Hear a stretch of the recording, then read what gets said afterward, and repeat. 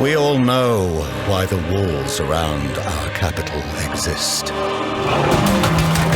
This world fell to the forces of darkness.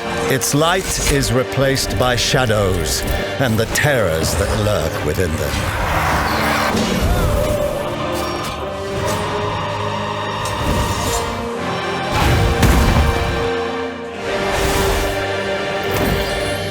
With our faith in the Divine One and the power He bestows on me, can we thrive in a corrupt world.